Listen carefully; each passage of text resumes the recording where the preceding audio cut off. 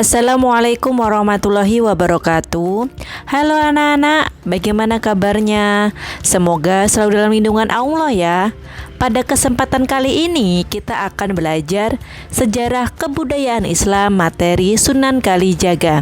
Mari kita simak materi berikut. Biografi Sunan Kalijaga. Sunan Kalijaga merupakan anak dari Tumenggung Wilatikta.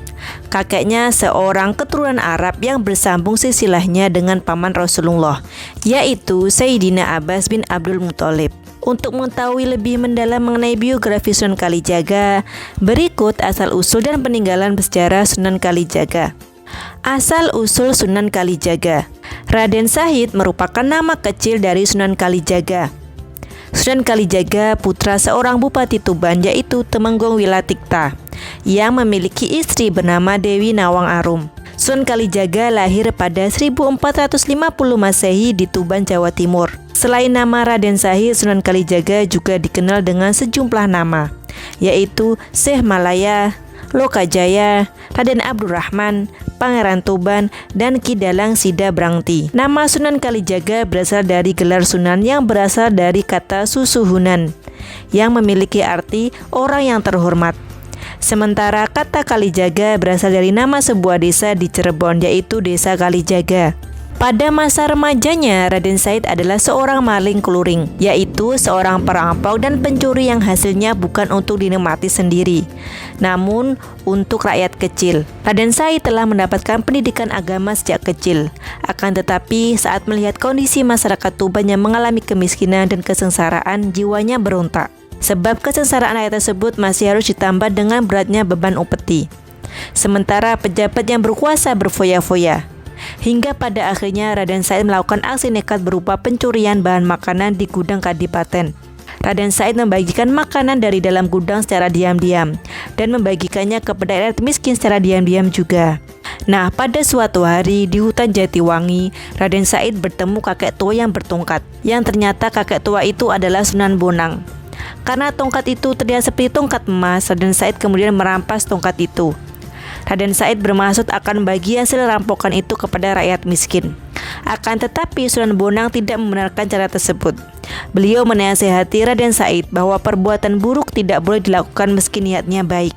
Raden Syahid atau Sunan Kalijaga kemudian sadar dan menjadi murid Sunan Bonang. Untuk menjadi muridnya, Sunan Bonang memberikan syarat, yaitu Raden Syahid atau Sunan Kalijaga diminta untuk menunggu Sunan Bonang di pinggir sungai sambil menjaga tongkatnya selama 3 tahun lamanya. Pada akhirnya, Raden Syahid atau Sunan Kalijaga menjadi murid Sunan Bonang. Materi selanjutnya, peninggalan bersejarah Sunan Kalijaga. Wayang kulit dan gamelan. Sunan Kalijaga memiliki jasa dalam memperkenalkan media dakwah melalui wayang dan gamelan. Beliau menggabungkan cerita wayang yang bernapaskan Islam, terutama mengenai etika atau akhlak yang terpuji. Seni suara suluk. Dalam berdakwah, Sunan Kalijaga juga menciptakan tembang suluk, lir-ilir, dan gundul-gundul pacul. Tembang lir-ilir yang diciptakan Sunan Kalijaga mempunyai makna yang dalam. Tembang Jawa ini mengandung unsur-unsur ajakan untuk kembali kepada Allah, senantiasa mengingat Allah, menahan hawa nafsu agar manusia tidak dijerumus pada jalan yang tidak diridai oleh Allah. Tembang gundul-gundul pacul artinya pemimpin yang keempat indranya, mata, hidung, telinga, dan mulut tidak digunakan dengan baik, akan mengakibatkan gembelengan atau sombong. Selanjutnya, peran Sunan Kalijaga dalam mengembangkan Islam di Indonesia. Dalam melaksanakan dakwahnya, Sunan Kalijaga memposisikan dirinya sebagai bagian dari masyarakat di tempat beliau melaksanakan dakwah. Sunan Kalijaga memakai pakaian sebagaimana pakaian yang dikenakan oleh masyarakat umum, bukan surban sebagaimana yang biasa dipakai para pendakwah pada masa itu. Beliau berbicara dengan bahasa yang biasa digunakan dalam pergaulan masyarakat, lugas dan mudah dipahami, serta memanfaatkan tradisi dan budaya yang berkembang dalam masyarakat sebagai sarana untuk menyampaikan dakwahnya. Nah anak-anak, itu tadi kisah Sunan Kalijaga. Semoga anak-anak bisa meneladani kisahnya ya. Terima kasih. Wassalamualaikum warahmatullahi wabarakatuh.